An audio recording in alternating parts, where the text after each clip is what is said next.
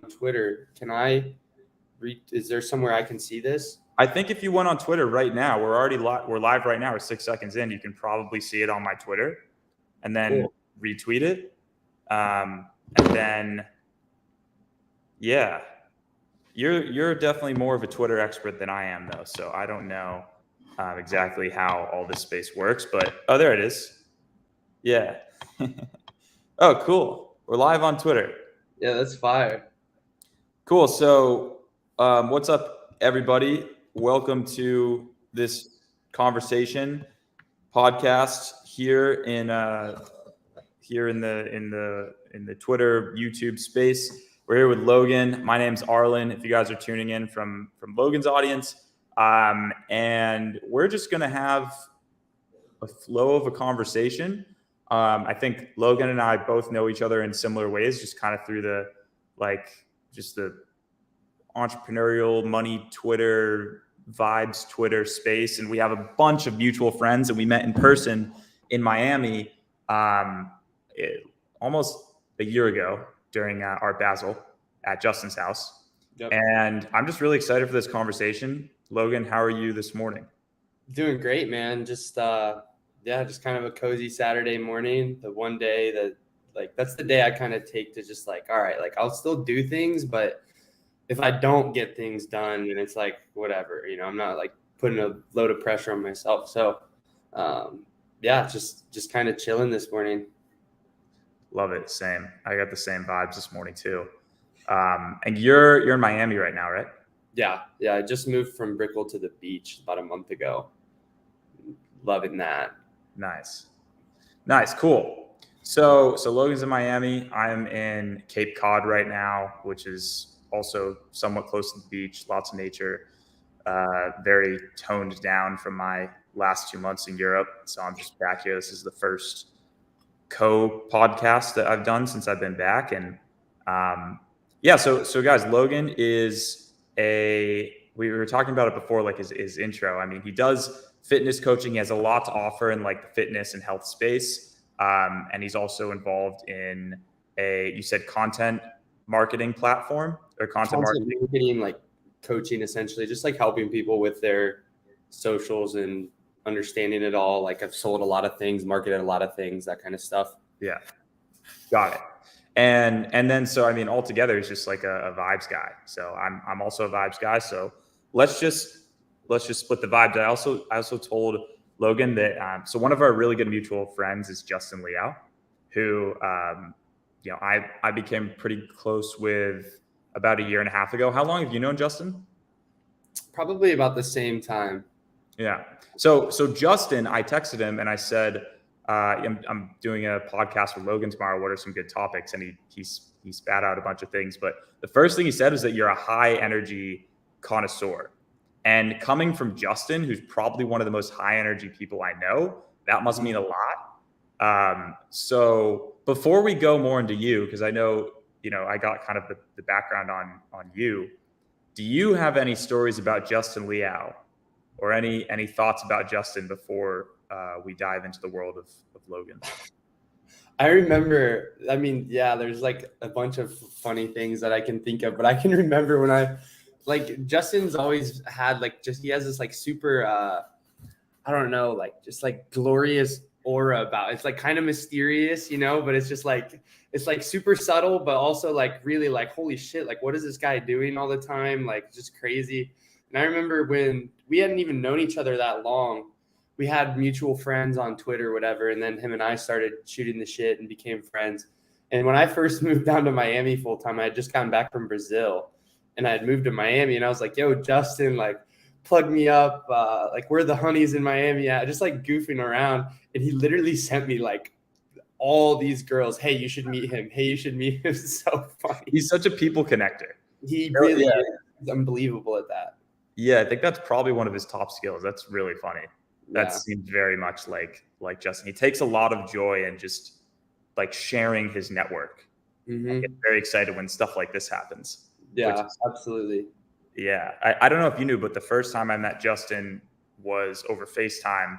I was with one of his actually female friends. Her name's Tegan. I think Yeah, I know who you're talking about. Yes. And I was with her in Palm Springs, and I was FaceTiming, or she was FaceTiming Justin. And I was with her and my other friend Felix.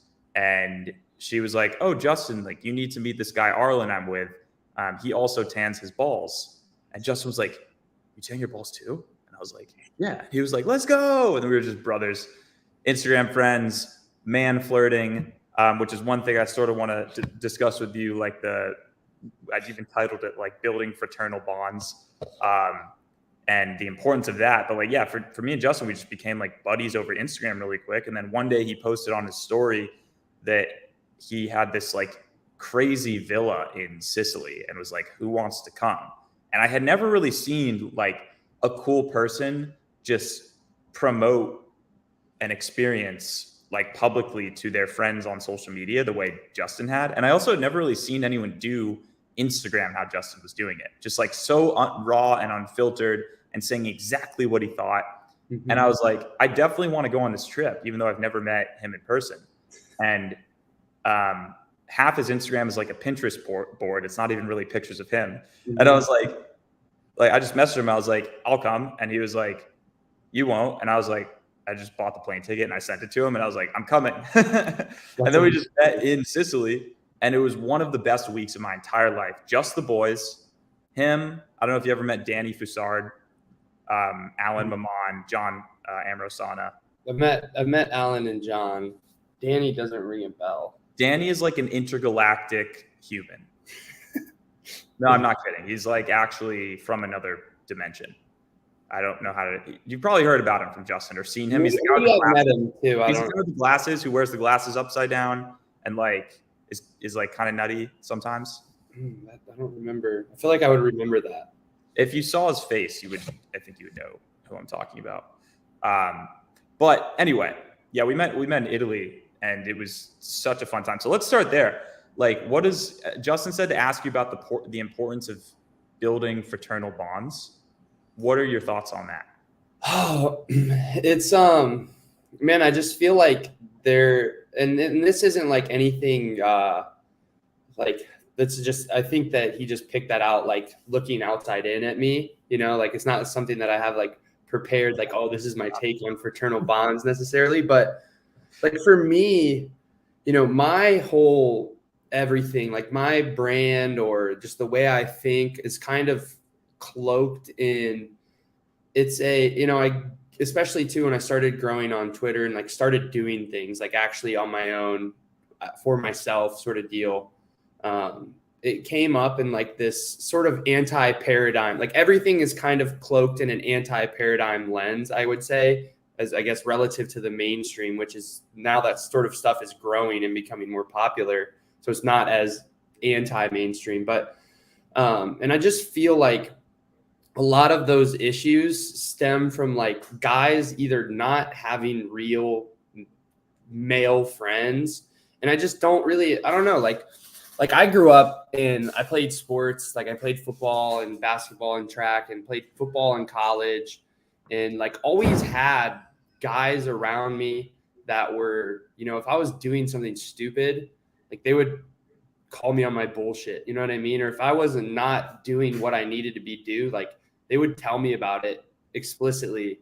And I just feel like that's something that's really missing today. Like guys are, and it's super weird. And I think that also the way that like gender dynamics have evolved in the way that the world is now, like there will be like, it's almost become weird for guys to be like really close friends. Like they get like a weird stigma painted towards it to a degree. And it's, or for guys to like show affection to each other. Now it's like everything is quote unquote gay, right? And it's just like that's not true, and you need those kind of people in your life. I just don't think that that's the natural imperative for men, is to be surrounded with like-minded men who are doing things, you know what I mean? I just really lost, and it's something that has definitely been I've had so many coaches or teammates or friends that we would train together or do this or do that. And it's like, it's really shaped kind of everything that I've done, I guess. Yeah, I relate to that a lot. I played a lot of sports growing up. I think different than you, but I played hockey and lacrosse were my two main. And yeah, it's so interesting to look at like how men are motivated versus how women are motivated. Mm-hmm. I learn a lot of things from my trainer, who's a 65-year-old dude in Venice Beach, and he used to train back in the days with like Arnold, and he literally has been training like 20 people a day for like 40 or 50 years. So he just understands like what motivates people so well. Mm-hmm. And I think having a group of guys around you, like you just said, to call you on your bullshit, to, get you more competitive, to tell you when you're sucking is crucial. And I also think another point that you said that's very interesting is that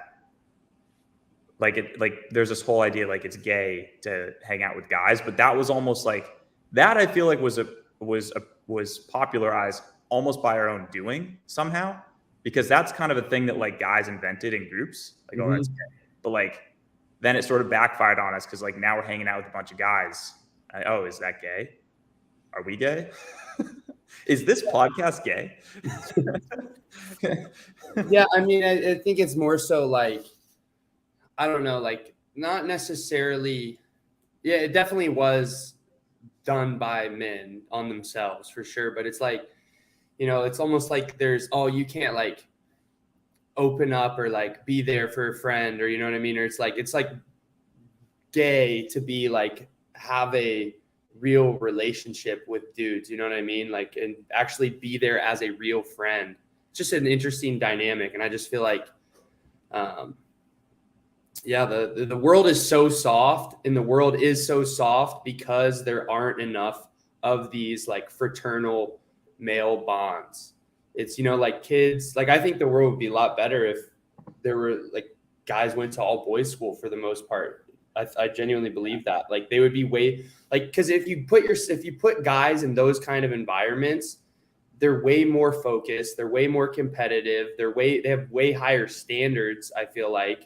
And now, like the way that the world is with like the attention economy for men and where they divert their attention a lot of times towards women, right, it's displacing of their actual focus and their actual effort and their actual energy.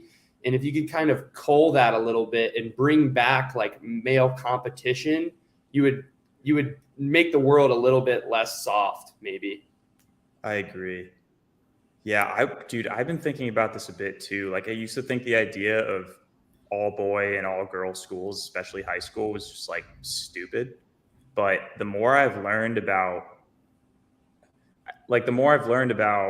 really even just like sex and the importance of sex and what sex actually means, I kind of look back on how I was when I was 15, 16, 17, 18, 19, 20, 21, and like how I basically had like no sense of morality when it comes to sex, because in our culture, and did you go to an all boys school or no?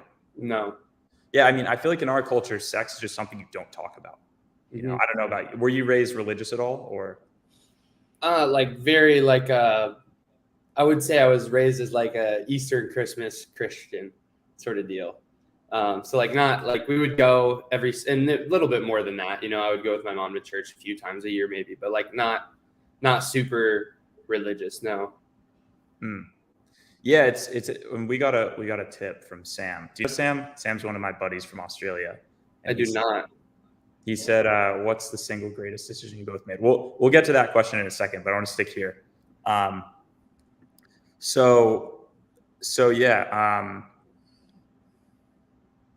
Yeah, I didn't either. I mean, I was raised Jewish, but like religion in most of America is like just not taken seriously.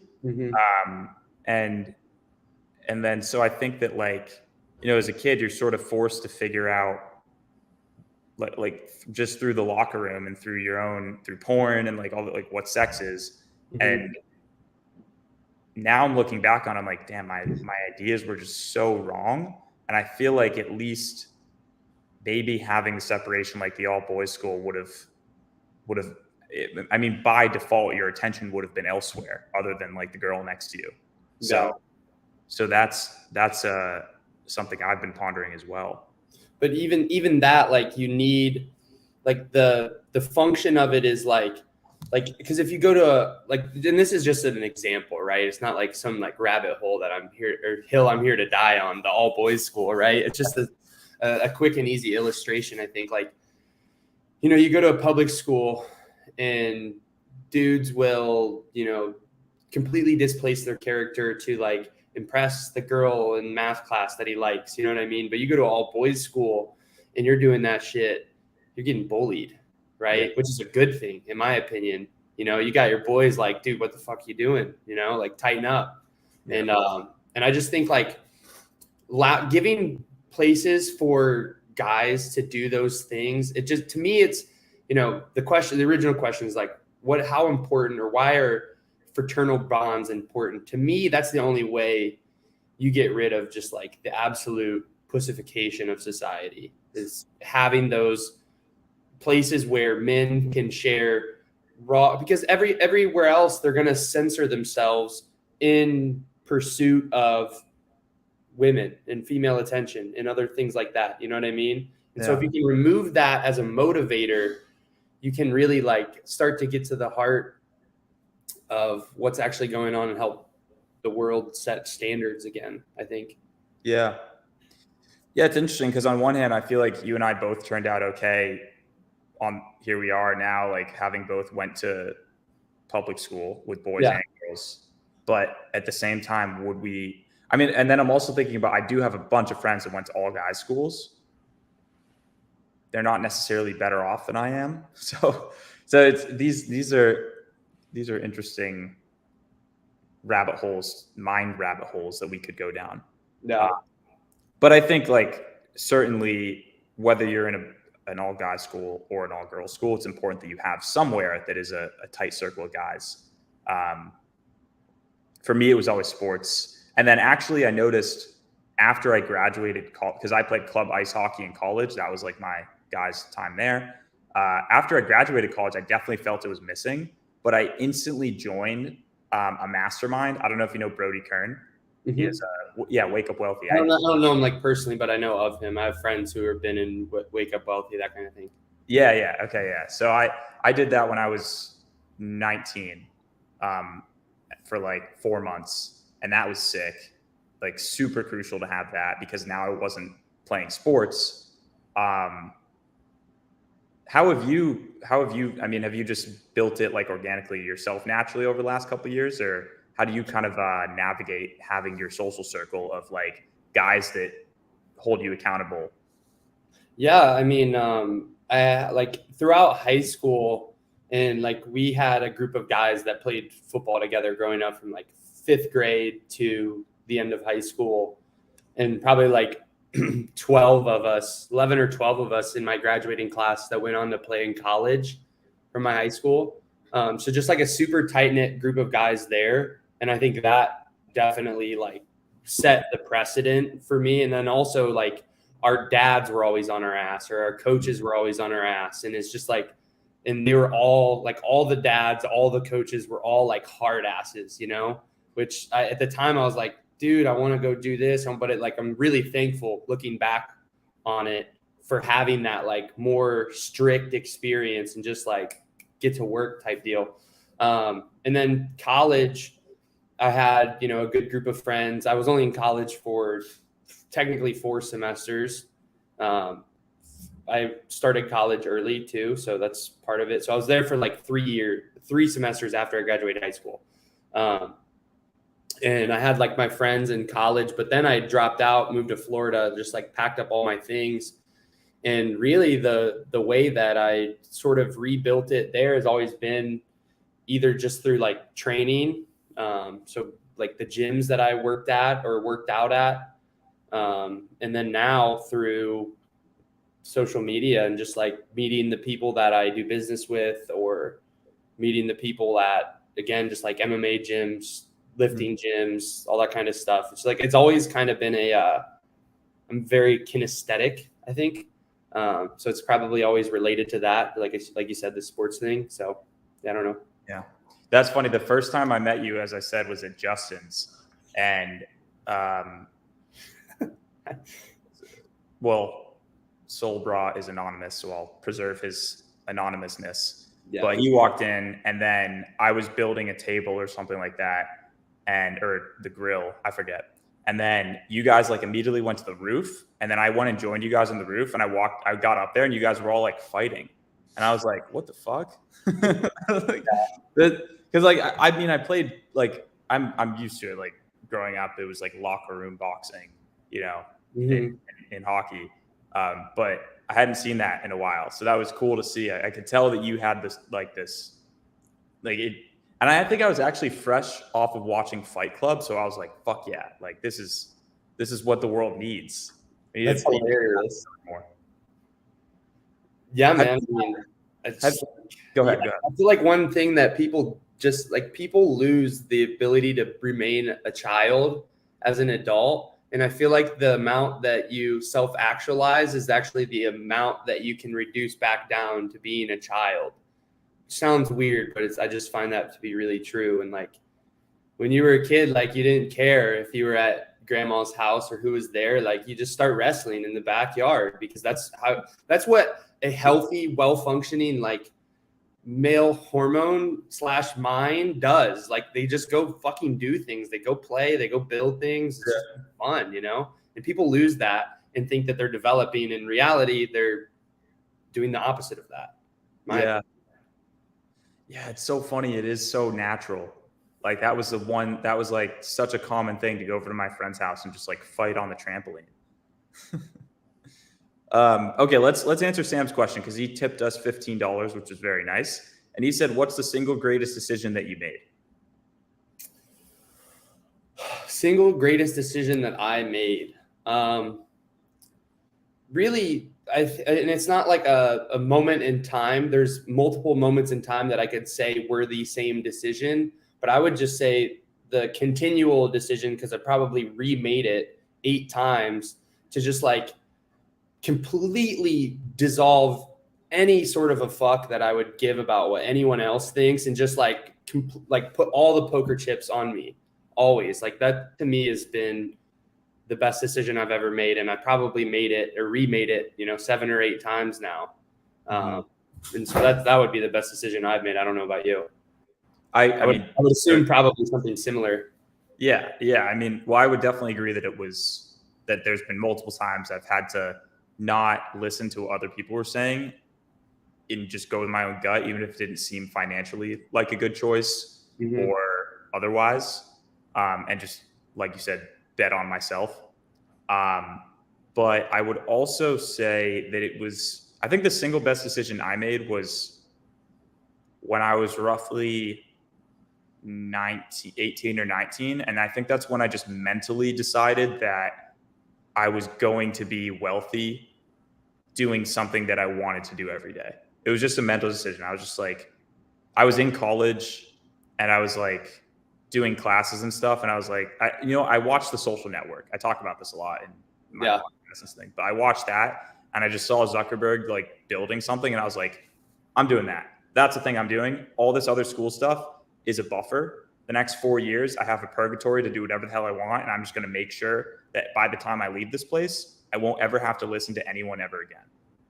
And that was probably it was a mental decision, but that was what it was probably. And were you doing YouTube at that time? No. I didn't start YouTube till sophomore year. So I made that decision freshman year, first semester. And then I tried to start an app.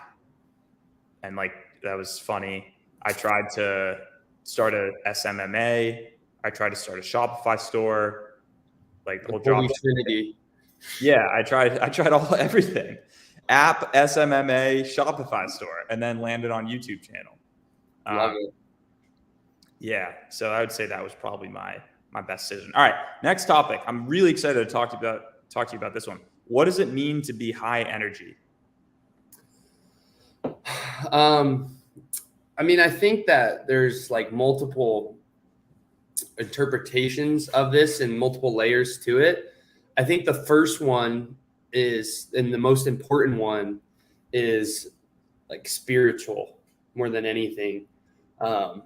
You like, there's just a certain point where I feel like everything that's going to come to you is just going to be a resultant of your actual beliefs, like in your gut sort of deal.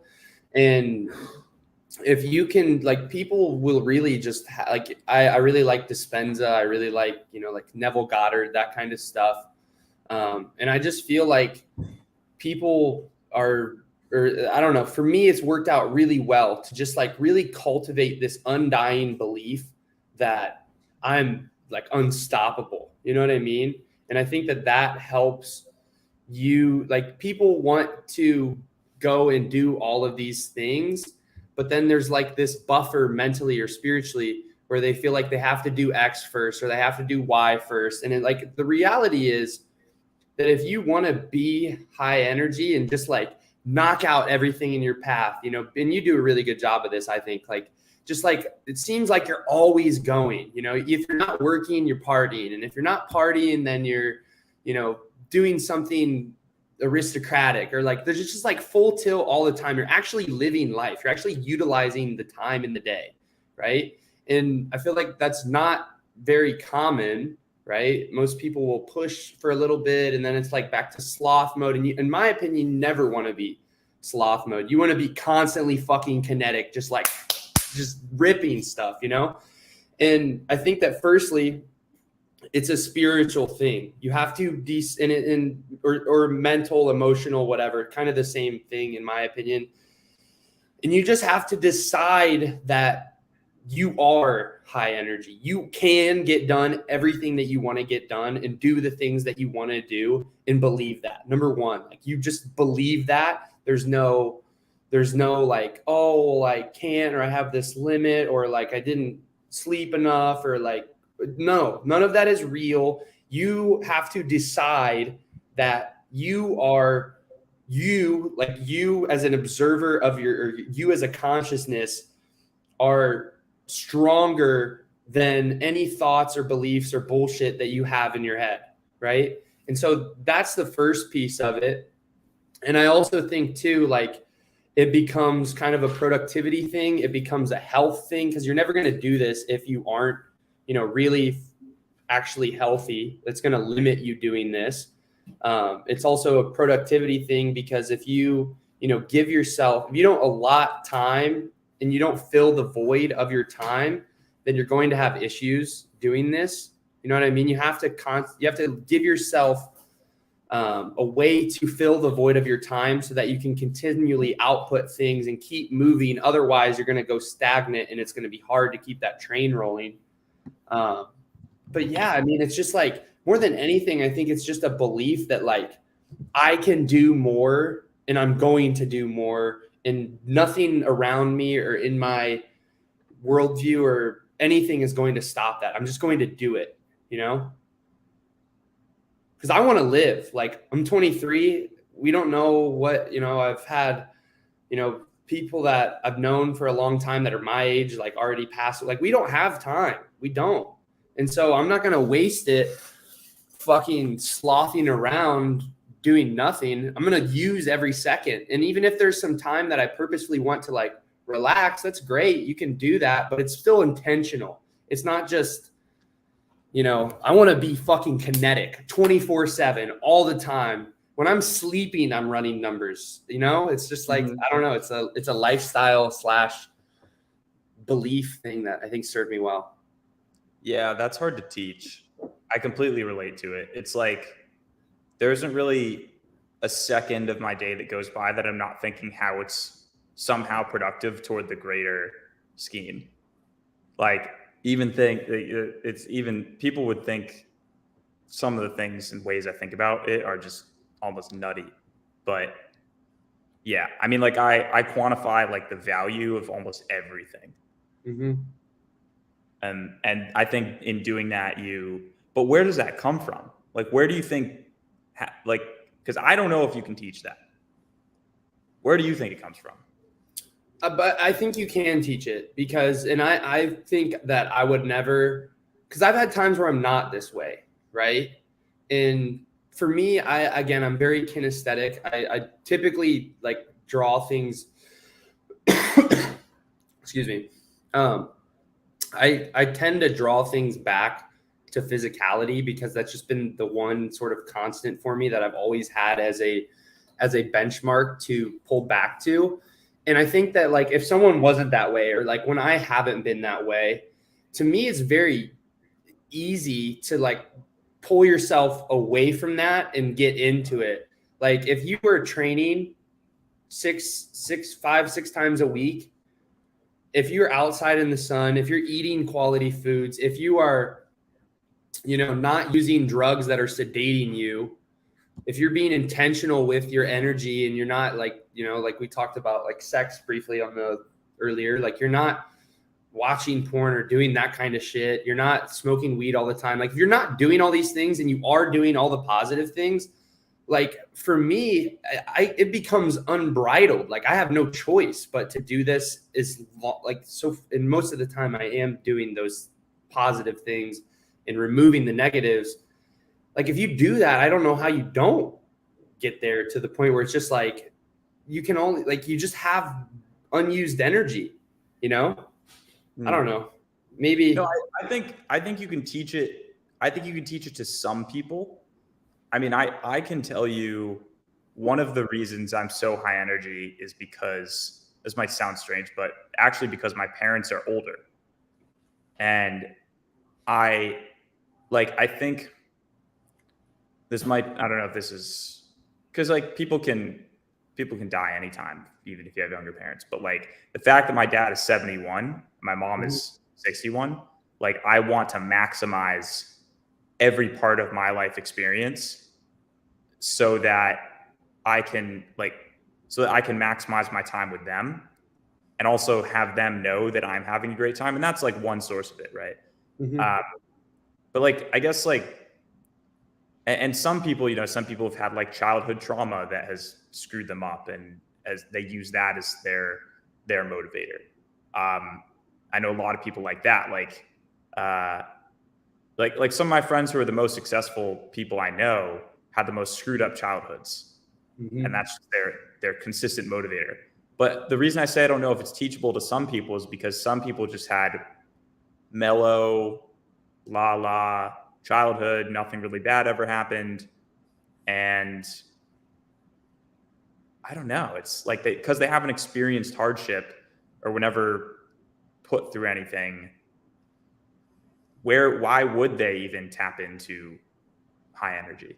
Well, for me, and I can relate to some of what you said. Like I don't like I don't like identifying with negative things that happened in my childhood or like using that, you know what I mean? Right.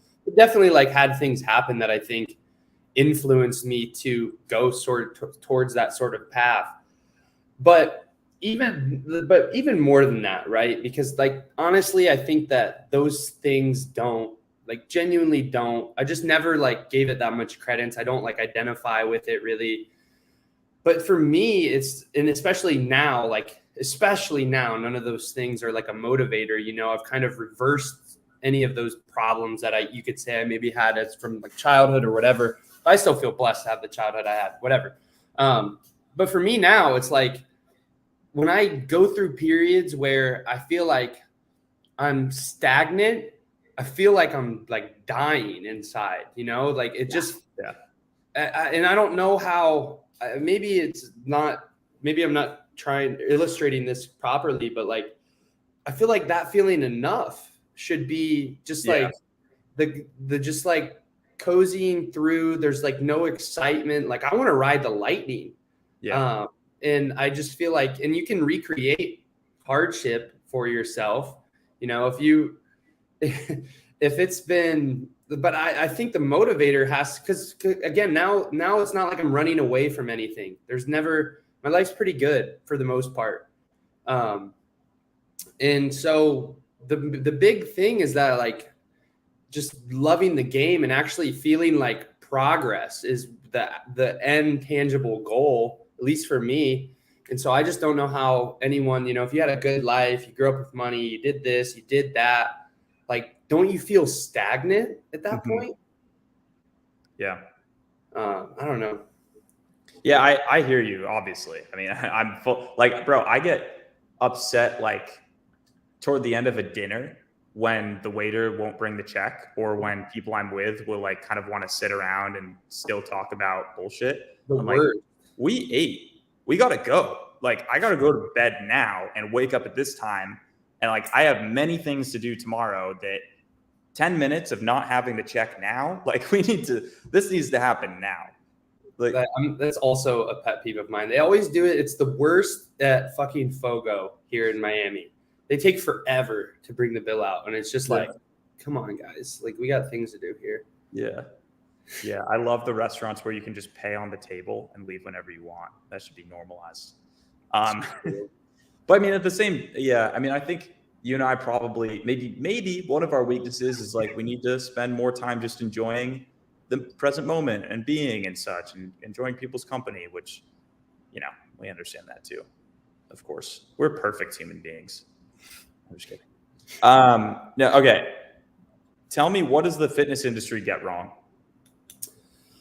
Oh man, what does the fitness industry get wrong? What don't they get wrong? I would say, like, there's so many layers to this. I mean, I could rabbit hole on any particular context. Like, number one, we'll just like go brick by brick here, and at least how I think about it. I mean, diet, obviously, like, there is unbelievable amounts of just like wrong information out there, and probably it scales depending on how, like, in proportion to how much like schizophrenic advice you take, right? Because the more schizo side of that scale is going to be more correct, and then as you venture into like like Washington Post-esque shit, you're just going to be reading all lies. So I don't know where we even start there, because it kind of depends on how much someone would be, how indoctrinated someone would be. Sorry, what do you mean by schizo advice? Like, and that's kind of the space that like Solbra and I come from. It's like this kind of like schizo as in schizophrenic, obviously not like totally or really, but it's just a good use term for like people that think kind of outside the system and actually think their own thoughts. And like, for me, I had Graves' disease when I was 15, right? I was diagnosed with Graves' disease, which is an autoimmune illness, hyperthyroidism, right? And now today I'm 23. I don't take anything for it. I'm pretty healthy. And like, there's just a massive disconnect between what is actually going on. And like, I don't even believe in, and this might sound crazy, but I don't even like believe in disease. I believe in disease states, right?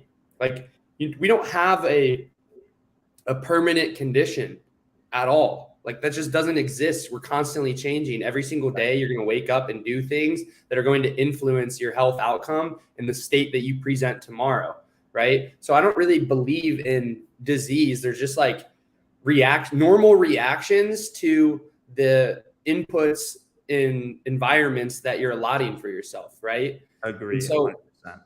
And so like, that's number one, is like most of the diet advice, like, you should never be eating anything that probably didn't exist 200 years ago. And like, a lot of the fitness people are like, that's, I think, one thing that the fitness industry misses is it's like, oh, well, and I don't want to give anyone like, if you have something here or there, it's fine. I never want to promote anything that's like fear-based, like, a lot of times people in the fitness industry will do that with like, oh, you shouldn't do this exercise, it's going to hurt your back, or like, that's never my MO. The humans are adaptable as fuck, right?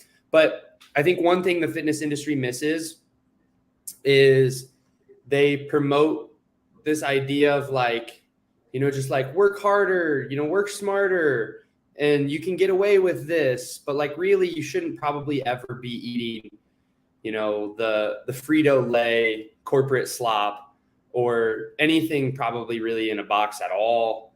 You know, I'm not a big fan of anything fortified with iron. Obviously, the seed oil stuff has become a preposterous enigma at this point.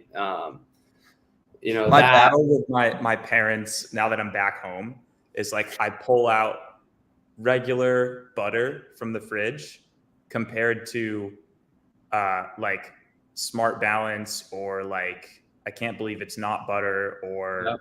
olive blend, whatever the fuck, with omega-3. And I'm Mhm. like, all right, mom, which one would you rather have? Milk and salt, or lactase, fructose, glycolate, oil, sunflower, like, and I just list like 20 different things. I'm like, which one sounds better for your health? Like, it's so obvious, bro. Yeah, 100%. And I think that, yeah, there's just like a lot of things like that where it's like, oh, just like work smarter, work harder, and like don't get rid of these things because they're actually not that bad. And it's like, it's just not true. I don't need a study to tell me that it's not the case, you know. There's a few other main things with diet. I would say, like, number one, salt's really good for you. You should probably consume more salt. Number two, I don't think that sugar is necessarily even bad for you either in the right quantities. I mean, I'm trying to think like what other like high level things I could just toss out there. But anyway, so like that's diet. Then like fitness wise or training wise, man, I think that a lot of people, what would I say is wrong with the fitness world?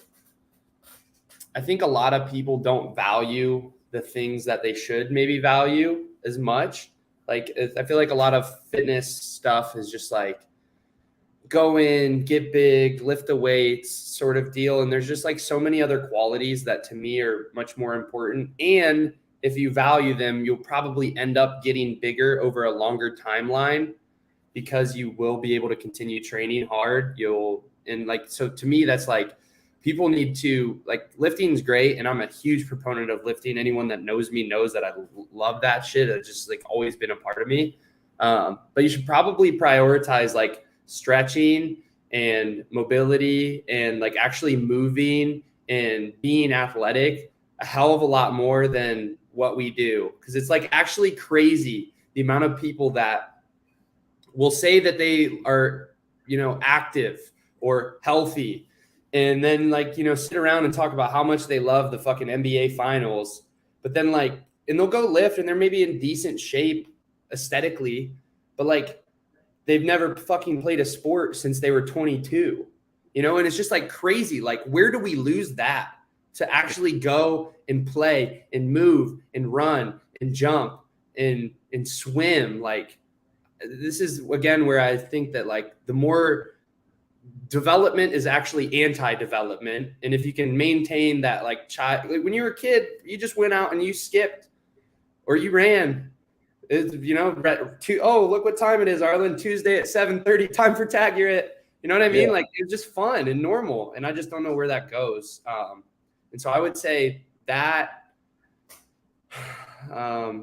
yeah, I can expound on any of these things, but how much, no, that's great. How much of your, because you mentioned Joe Dispenza, so you understand like the Newtonian model of reality and physics versus the quantum, like the Newtonian atom versus the quantum atom, where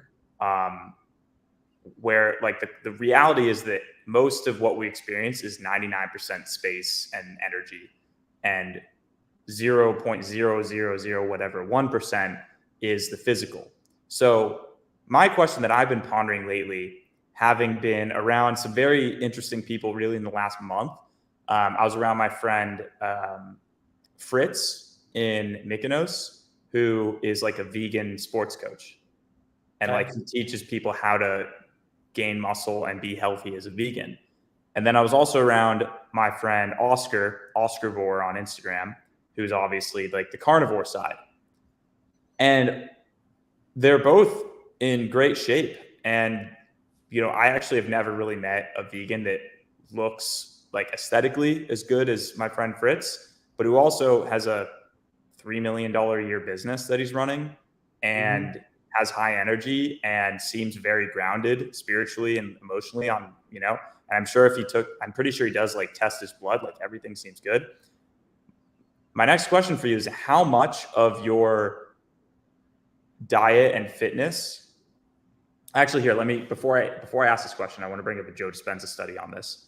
At least I don't think it was his study, but he mentioned it in one of his books, where they had a control group of people doing bicep curls, and they measured the growth of their biceps over 6 weeks. The test group didn't do any bicep curls, but they envisioned themselves doing bicep curls at the same times for 6 weeks. And at the end of 6 weeks, obviously the people who did the bicep curls, actually their muscles grew larger, but the people who didn't do the actual curls and just imagined themselves doing them, their muscles actually got stronger and grew like 22% or something like that. So my question then is, how much of fitness is conviction? A lot of it. And I think that, so the discrepancy that I would probably label this as is, I think that a lot of it is conviction. And if you can kind of, brainwash yourself to think that you are doing everything right and believe that the things you are doing are correct, then you're going to get those better results. Like you said, like just the belief on doing that, the placebo is the effect, you know what I mean? Like that, you're going to get that from it. The only discrepancy that I would kind of lay in there is that, like, for example, if you were to just visualize health, right, and not do any of the actions, I think that there's a layer to that conviction that's not going to be, I don't think you could ever really truly believe in it if you're not taking action alongside of it, and you're just visualizing. Like, to me, you can't fully like indoctrinate yourself in that belief system if you're not knowing that you're utilizing the things at your disposal. And maybe that's just me, and maybe that's limiting belief that I have, but I feel like that would be really tough, because I know if I was sitting here, like, I can do that and meme myself into just like blind belief in something, right? But I can't do that if, like, in the back of my mind, I'm like, oh, you didn't do this. And I also do think that there's a very real, there is some semblance of like physical reality there too, right? Like just like, if you're not putting in X, Y, Z to the system, you're not going to get it out. It's just, there is an essence of actual physiology, an objective, data-driven evidence, right? Now, I think that a lot of people, especially in the way that the medical system works and fitness world that we have today, like, fall into that maybe way too much. But there is an aspect of it where you like, if you're only eating 500 calories and you're visualizing getting big, like, good luck, bro. Like, I'll leave you to it, because their thermodynamics are real. What if those, like, I guess my question is more direct, because I know you're not a vegan. Yeah. Is like, I don't know what to even think about my friend Fritz. I'm like, you eat tofu and beans and all these other things that, like, I don't eat. And he's still he's not as chiseled as I am, but no one can be as chiseled as I am. But, I'm like, how are you, like, I'm just trying to, because obviously he has a massive amount of conviction in this. Mm-hmm. Not only has he like shaped himself to be, and to also be fair, the guy has really good natural born genetics, which is another thing to factor in. But like, he has his own body, and then he has his like client success stories that are like getting stronger as a vegan. I don't know. It's weird. I think that the I also think too, like, because I've met people like that before, and typically, or the ones that I've known that don't eat meat and still maintain like that high level of physicality. I think it helped. I don't know. in my experience, either, I've also met a lot of those people that were just like on gear, like they're pushing product on the back end, which helps. But I've met a couple others, and I definitely think that belief system definitely helps them maintain better results. But I also think too, like, and I've never seen someone do that long term that's not on steroids. I think there's a certain point where your burn rate for, all these things that you can't get without animal products, like choline, like carnitine, like there's tons of these little like enzymes or amino acids or whatever. I think that there's a certain point where that nutrient store runs out on these people, and unless they're really supplementing and or maybe on some extracurriculars, that typically has been my viewpoint, is there's just a time range where it's like, all right, like you have 6 years of vitamin B12, for example, like, and a lot of this stuff is produced in your gut too. And so you can like kind of, if you maintain your gut integrity, you can continue to produce some of these nutrients, but there will be a certain point where you don't have any of those things, you're not putting them in, and it's going to start to negatively affect you. That's my stance. I don't care what anyone eats. I want everyone to just like be aware and eat healthy. Like, I could give a shit. I just think objectively there is that point. I haven't seen it. I haven't seen like all the people that, everyone points to, oh, this guy, like I've seen a lot of them renounce it, and I just think that, man, I feel fucking great eating steak. So me too. I'm going to keep doing it. I was vegan for 8 months. And I did it for maybe, I wouldn't say I was vegan, but I like massively doubled down on like plant food. And it was really interesting because I did that right before it was my last semester in college. And I mainly just did it because I was a health and fitness nerd. And I'm reading all this stuff where it's like, oh, inflammation, oh, oh, this. And I just wanted to be a better athlete. So I was like, fuck, like, okay, like every night, like I'm going to rip the salad at the salad bar. I'll load it up. I'll do the things that they won't, I'm cut like that. I'll eat the big ass salad because I'm going to beat you at this sport. Right. And so I did that and just like felt myself deteriorating. And then throughout this time, I'm like, it was a whole thing. It was kind of concurrent with my like college dropout epiphany story. I'm smoking the sweet dab pen and just like losing myself in the lost ether, right? Just like looking at stuff online, like really kind of changing my consciousness fundamentally. And I start seeing some of this stuff about like why it's wrong and how all that stuff wasn't true. And then I find like Sean Baker, and this is back in 2018 before you had, fucking Liver King, right? Kids these days have it easy. We had to go actually find this stuff. And so I found Sean Baker and I was like, whoa, he's just eating steak and getting like, he looks like this and he's 50, like, holy shit. So I tried it. I didn't know then if you're going to remove carbohydrates, that carbohydrates and sodium have a like inverse relationship. So I wasn't like loading up the salt, and dude, I felt like death for like a week, quit it, realized I needed salt. And then I did it again where I went carnivore for like 4 months straight.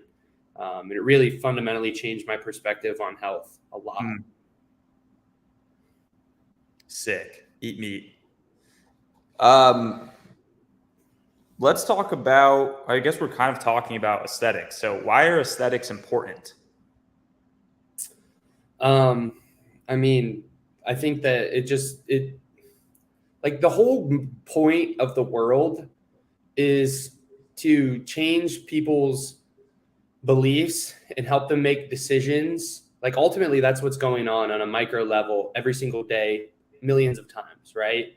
Is like every interaction, whether you are like building a relationship or you are, doing business, or no matter what's going on, you're building beliefs or breaking beliefs and making decisions. And so no matter what it is you're trying to do, the better that you look, the more impactful you are going to be able to be in changing people's beliefs and helping them make decisions, you know? And whether that's like, or even just you and your own beliefs, like you are going to feel better being the most aesthetic that you can, right?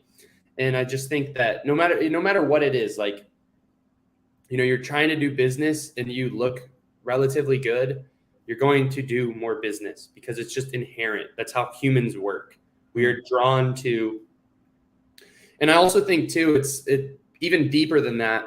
It's a reflection of your morals and of your character and of, you know, your, yeah, just like who you are on a soulful level. I think it radiates out because I don't think you can ever really look good if you're doing things that deep down you know aren't right in your soul. I think it will show itself somewhere, some way within your physical expression. And so to me, it's just like, yeah, I mean, it's going to help you gain notoriety, gain trust, whatever. Like everyone's just going to perceive you differently. You're going to perceive yourself differently.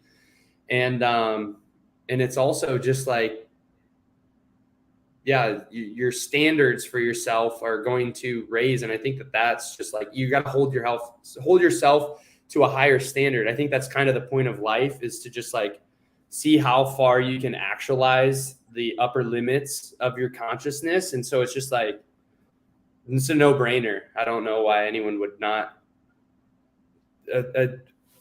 shoot for it, at least, you know?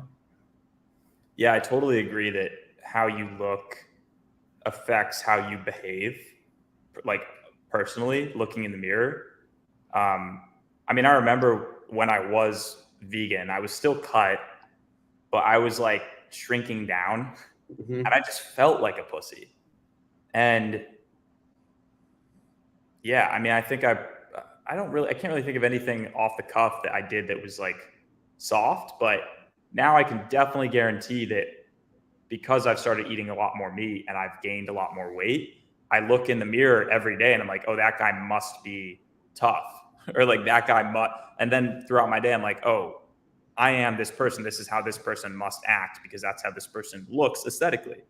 It makes so much sense. You just kind of match how you look and act how you look, which is an extremely powerful tool.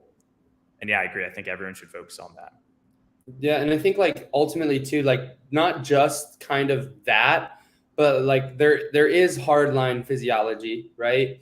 And you kind of become your hormones. Like we become our hormones. And so the way that you're going to act as someone that's producing more testosterone, for example, you're going to become the personification of testosterone, you know? You're going to, and what does that look like? And really, it's like how men should operate. It's, you know, having the risk. What's the word I'm looking for? Like having an inclination for risk to go ahead and do things like speak up when nobody else is. You know, when everybody else is forcing you to wear a mask, but you don't believe in it, you will speak up because you become the personification of your hormones, right? Or when it's time to go against the grain and everyone around you is telling you not to pursue this business venture, not to go after, you know, this opportunity, not to pursue that girl, you're going to do it because the personification of testosterone is risk inclination. It is danger. It is, it's just like, you know, kind of rolling the dice, which is the natural state of man. Agree.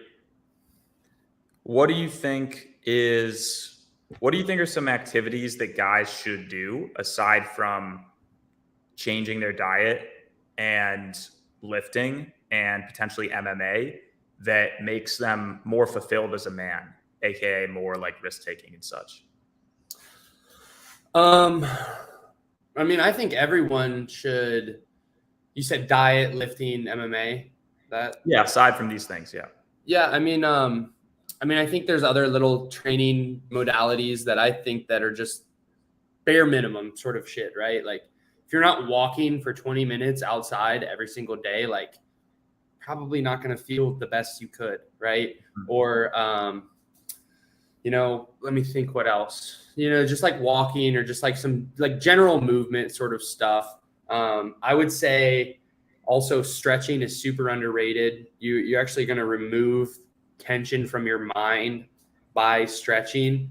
I would say separately too, that maybe more important than all of it, than genuinely all of it, as much as I am a, kinesthetic supremacist, right? Is start to build like the big thing for men is not actually this like the physical stuff to me is like a bare minimum. You should be doing it. And if you're not, like, figure out a way to do it because you just should be doing it. But I think the more important thing is, finding a way to acquire like resources, right? Like actually taking, agency over how you can provide.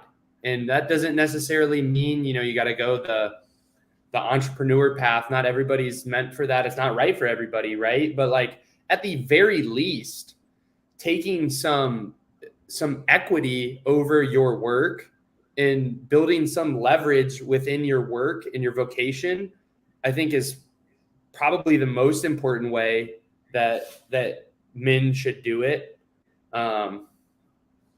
I think that, building those fraternal bonds is huge.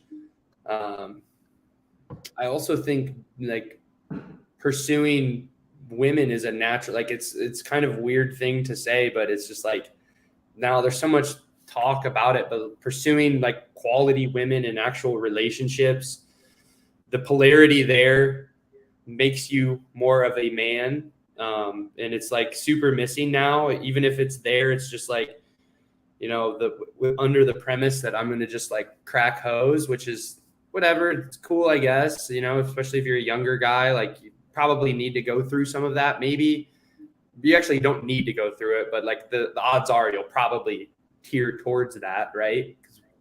I don't know, at least I did. And so, yeah, I would say all of those things, but probably the, like equity in work and vocation more so. So I think if you can do that, you're going to start to feel like you have control over your life. And again, doesn't mean you have to be an entrepreneur, but no matter if you're working a job, like you should be leveraging your skill set within the context of that job to gain leverage, to gain potentially equity, and to be better at providing resources to yourself and the people you care about.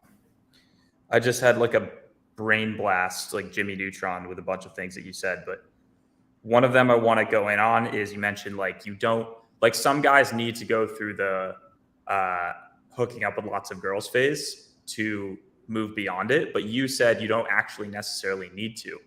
Can you just unpack that a little bit more for us and your current worldview on like hookup culture and relationships as well? Yeah, and I mean, I'm probably not like the poster boy role model for any of this stuff, right? Like I'm not perfect, probably because, and I also too, like I'm at a place in my life where I'm just really kind of focused that I don't even know that I want that, like I just kind of want to have fun, and that's cool. That's cool with me. Not that I'm necessarily just like pursuing hookups either, but I'm just like not the relationship, I guess, like big relationship guy. I'm not in a relationship right now, right? But I just think that there's a lot of energy directed towards, and I also think it's important to somewhat to like learn how to navigate women, I guess, as a young guy.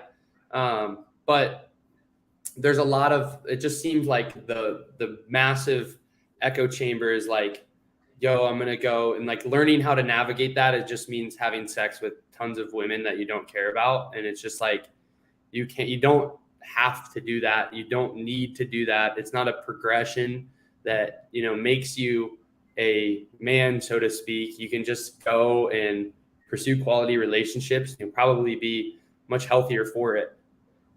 Yeah, I think I would agree. I don't think you have to do it either.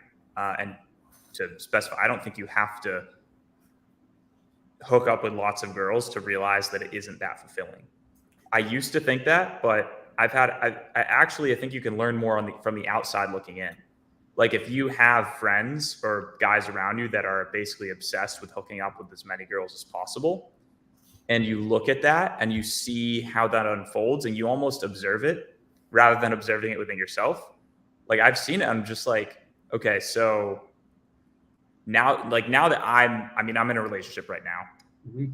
And I think when you start to think about, like, I just started to think about, well, long-term, what do I really want? Like, I do want a family. I do want that. Okay. So I should probably learn about what makes a good girlfriend / wife now, because why would I wait to learn that lesson until later? So what's the best way to learn that? So I started thinking about these things and like doing a lot of research, like what makes a good girlfriend, etc. And I came up with a list of character traits. This was like last year around this time. And I sent that intention out and I ended up meeting this girl that I'm currently with. And she just like matched almost everything that I put on the list. And I was like, holy shit, this is crazy. And she came to Europe with me. And along the way, this is going to be so controversial if I actually say this live. Man, I don't want to. I honestly don't think I can say it because it would piss people off that I know, and it would perhaps hurt some people's feelings that I do care about, like people that I would consider friends if I said this. How do I say this? Okay, here's how I'll say it. So someone in the comments just goes, "Do it." like they're just anonymous user on the internet says, "Do it. Ruin your relationships." No, it's the way I'd say it is, for me and my personal experience in my life, what I want out of a relationship is a girl who is a bit more moral and innocent, in the sense that they wouldn't necessarily agree to just go fly on an airplane and see some guy that invited them through Instagram. Yeah. And yet we were inviting all these girls on this trip and flying them out. And I met some of these girls, and they're honestly great girls. Yeah. And I made really good relationships with some of these girls, and I think that they had a great time. And who am I to say I'm like the moral king or whatever? But I think for myself, seeing that and seeing like some of these girls kind of come in and like hook up with some of my friends, I'm like, oh, like now I just know that I would never date a girl that just agreed to just get flown out. And like, even if I invited her, yeah, like you don't know me. You saw my, I wouldn't now, and it's different, right? It's like, okay, maybe you're in a phase where you just want free casual relationships, but like long term, I would never date a girl that just agreed to come on a trip with me. Yeah, absolutely. And that's kind of what I mean is like, I never want to like project, like I'll give people health, fitness advice, right? Or like content marketing advice, because I know I can help them, right? But like, I never want to like I'm not the relationships guy. That's never my frame. It's just like a verbalization of the lessons that I am learn and going through, and just like thinking out loud, so to speak. I will echo that 100%, because actually, right. So I have a course, Tribe Accelerator. It's how to surround yourself with high value men and women, but it's not a dating program. However, I've gotten to the point in the course where I need to talk about dating and girlfriend and relationships. And the way I'm tackling it as I'm building out the modules, and like the course that I build is like insanely in depth and like intricate, and it's like hours and hours of slideshows that I put together. And by the way, your drop for that was like so hard, like the car video with the house pumping, like that was. Oh yeah. Well, so it's funny that's the mini course. So that has 3 videos from the actual course. Oh wow. Yeah. So like the actual course is fucking insane. The mini course is, it's $27. It's got like 10 hours of content. The actual course is a behemoth. But yeah, so I'm getting to the point in the main course that I've been building for the last realistically 8 years with all the stuff I've learned. But I started it in December. So I've been making content for it since December. Wow. And I'm getting to the point now where I have to talk about relationships. And basically the way I'm doing it is I'm just like taking from all the different models that exist and like laying them out there. And then I'm saying, here's why I chose what I am currently in now. But who's to say that couldn't change, essentially? Yeah. I think that's the only way that I could possibly do it. And because I don't think anyone, and actually here's the next topic I want to go into. So this one's wild. So I was thinking about how a lot of what we learn growing up is essentially a psyop by probably some elites, billionaires that want to make the masses of people more slave-minded so that they're easier to control, right? Yep. Like putting people into categories so that you're either a Republican or a Democrat so that you hate each other, and then you're easier to control. Pitting people against each other, putting people into categories, right? That's like one control mechanism. Another one is diverting people away from ideas that are actually good, right?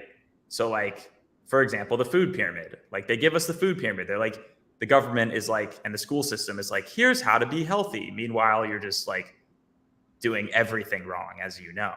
Yeah. Now, here was the realization that I had that was mind-boggling. So with relationships, right? I think one of the main, the divorce rate is high. What is it, 50% or more? Mm-hmm. Most relationships end. Why do they end? Well, I feel like from a guy's perspective, part of the reason relationships end is because they want more variety. Like they want to date multiple women at the same time. Yep. And that's one of the reasons. It's not every reason. That's one of the reasons. Another reason is because women basically realize that the guy they were initially attracted to, who was an alpha, is now a beta and is kissing her feet and doing none of the things that he was doing when they first started dating. Would you agree with that to some extent? Yeah, I think like men just lose their edge through comfort. Yeah. Like more than anything, I think that's the like this. I always shy away from like alpha or beta just because, bro. Yeah. Like I came up on like Twitter in like 2018, and I don't know how long you've been on Twitter, but like not super long. That whole like red pill pickup artist manosphere space is just like fucking wild, and Okay, well I'll shy away, but yeah, no, it's totally okay. Yeah, like these guys like they just figure out it's like. And there's a lot of, dude, I live in Miami. Like there's tons of this, it's like, oh, I'm going to be the presentation of I'm the man. And then you peak, but at least not for me. Obviously I'm not romantically involved with any of these guys, but like from a women's point of view, like you see there's this presentation on the surface, when you buy the table at 11 or whatever. And then like you peek behind the curtain and it's like, like, is he really the man? Like, probably not. I'm going to probably not allocate my time and attention and energy and love to this person because it's just like, yeah, definitely a lot of in false presentations, I guess. Yeah. Especially in a city like Miami, Well, I would agree there's guys present false presentations, but I think what I meant was typically when a girl like first falls in love with a guy, he's got a thriving business that he's working on all the time. He's maybe dating like a few different girls because he's not really in one relationship. And he's got a bunch of guy friends, right? Then he gets into a relationship, and that's who she was initially attracted to, that guy. And she starts to consume all of his time. Now he's only dating her. He's only hanging out with her, not hanging out with his fraternal bond guy friends as much. And he's not working on his business as much. And then she cheats on him with a guy who is a Chad, who is doing all those things that he initially was, right? Yeah. So I was like, how could this be solved? And because obviously, and what I honestly think what I will end up doing, what I am doing is like, you just have to still be that guy and essentially like mute your desire for other women and just channel that energy into your business and just stay focused. But here's where it went. So I was like, following the line of thought that I was bringing earlier, where it's like things that we're taught that are wrong are actually probably good. So you're 23. So when I was 4 and you were 2, planes hit the Twin Towers. And that essentially started this like Americans and our generation, as sad as it sounds, and I have a lot of friends who are Muslim, but like there was this like Muslim phobia that just like became a thing. Yep. And misogyny, and like men who date multiple women are misogynists, and that's bad. And that's a bad idea, and that is disgusting, right? Yeah, there's 1 billion Muslims in the world, and there's millions probably that actually believe it is totally okay to have multiple wives. And I started thinking about it, and I was like, wait a second. If a man has multiple wives, let's just like scrap every preconceived notion that we've ever had about Islam or dating multiple women or anything. If a man has multiple wives, he's happy because he has what he wants. And the girls from their perspective, they're like, well, I'm dating the top G. Like, I'm dating Tate, right? I am dating a top G because he has clearly the pre-selection and the social proof. He has it. Mm-hmm. And not to mention, I think another reason that relationships sort of deteriorate is because guys end up folding and doing things that girls want to do that are things that girls like. We talk about fraternal bonds on this podcast. But what about like females going off and doing shopping and stuff? Like just saying, but like in those relationships where it's a man with multiple, like that if he has 3 wives or whatever, they can go do girl things and like do stuff with the kids, and he can just go conquer the world and shit. So I started thinking, I was like, damn, that's kind of crazy. And I don't think I'm going to convert to Islam anytime soon. But what are your thoughts on that? I mean, my thoughts on Islam and polygamy. Yeah, maybe. And do you think it's possible that it was a psyop that we? I mean, I don't know where. So I definitely think like the way the world is now, like we live in a overly feminine order, right? Like it's emotional in nature, and the feminine imperative is driving the discourse, right? You can see that in like divorce law. You can see that in, the abortion sort of push. Like the pendulum is skewed in women's favor, right? You can see that in like the OnlyFans kind of shit. And so, and just to kind of give you my loose thoughts, like number one, I think Islam is great, to be honest. I think Islam is great because if you look at, dude, like if you live in America and I live in America, right? And whatever, like girls here will go to church Sunday morning after getting piped out at the club on Saturday. You don't have that in fucking Islam. Just the reality of the situation, right? Like there's so many faux Christians. It's disgusting. I know so many faux Christians that are just like, yeah, they're all about God until it's like time to actually fucking live that lifestyle. And then it just, but they don't stick to it. It gets thrown out the window, but you don't have that in Islam, really, not that I've ever seen, at least. And I also think too, like, like men. Yeah, I don't think it's common for like girls who actually like wear a burqa and like believe in Islam to be like on Friday night, be like, all right, I'm going to take it off and like go to the club now. Like, no, it doesn't happen. And then show up the next morning. Like, does it? I don't know. I guess I wouldn't know. But in my other experiences, that does happen for Christians. And so like, I'm a fan of Islam for that reason, because they don't fuck around. Right. Yeah. I don't claim to be the most secular, like holy person. Again, I never really want to like present myself as the advice giver here, but I like Islam, and I think that frame that I have is why people potentially value my input, because it's just like kind of raw and real. I also think too, like just kind of following up on some of the stuff you said, I mean, men definitely can have multiple partners much easier than women can. I don't think there's a lot of guys that I think get into this mindset that like, oh, it doesn't affect them. They can fuck unlimited girls. and it's not a thing. It's still real. Like pair bonding is still a thing for men.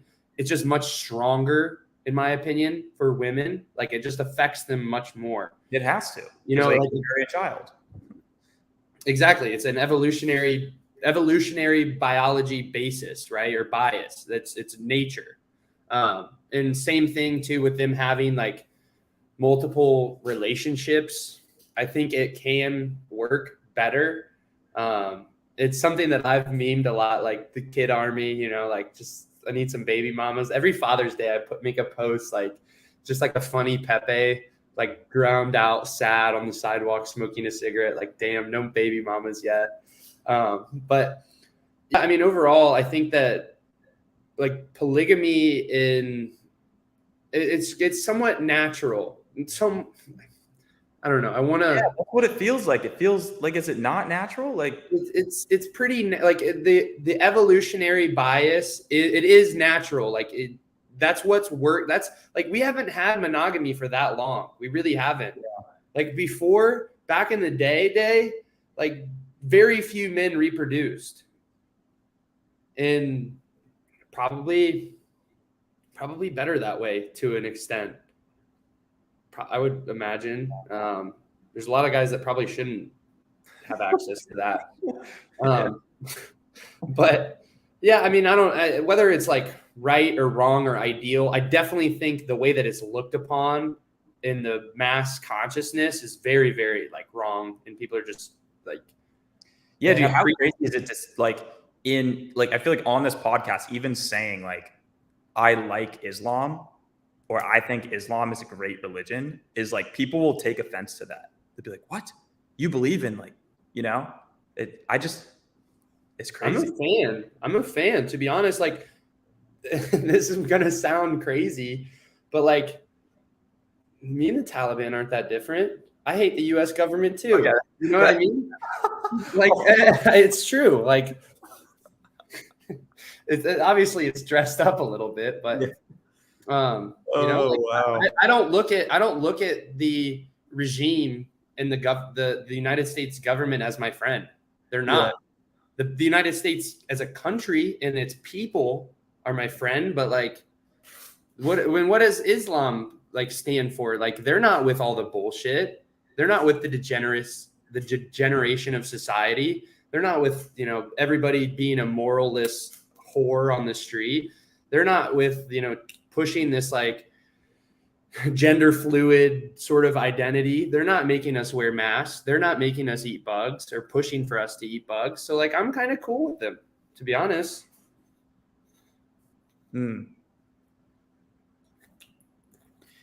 Yeah. And by the way, I actually just got a message from a friend who is Islam, who's watching this, or is Muslim, who's watching this.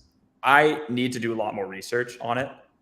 Like, I don't even know if the points I've made, even about having multiple wives, is entirely true. I just do know that in some senses, or in some maybe sects, I don't know. I need to do more research. I just think that a lot of Americans grow up with this stigma about Islam. And I just have this weird like gut feeling that was somehow implanted on purpose by some fucked up individual at the top. Yeah, I totally agree. And I you're right. I need to, and also too, like, I'm obviously like throwing a little bit of my personality in here for anyone listening. I hope you don't like just, there's an inherent like dry humor that's coming along with stuff, but I definitely need to do more research too. I have read a little bit of the Quran, and I took a whole class on Islamic mysticism in college. I've read a lot of like. I do enjoy it. It's like, to me, it's like a more hardline version of the Bible. That's how Islam feels to me. It's just like similar stuff, but just like more like real. And actually follow it.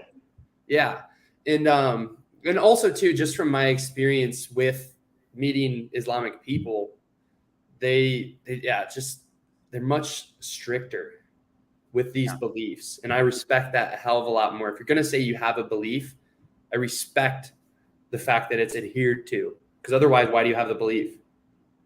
Other than for status signaling and virtue signaling and you name it. I have a hard cut in about 7 minutes, but I have one more question I want to dive into. Cool. Dive into you with. Okay, let's talk about like just this whole idea of like the Matrix is popular and how we're in this like, system and we need to break out of it. Do you think that you need money to break out of the Matrix? Absolutely. Like without a doubt. Elaborate. Like we could go into like what the Matrix is and whatever, but like, what is the Matrix by your definition? To me, it's just like it's an energetic thing, kind of on the lines of like the Dispenza stuff we talked about. But it's also just like the network node of society running at large. To me, that is the Matrix, right? And if you think that this is why I hate like the fake woke people who like think, oh, I'm breaking free of the Matrix, but like what have you accomplished tangibly? Anything? Because if you haven't, like, dude, it's just if you think that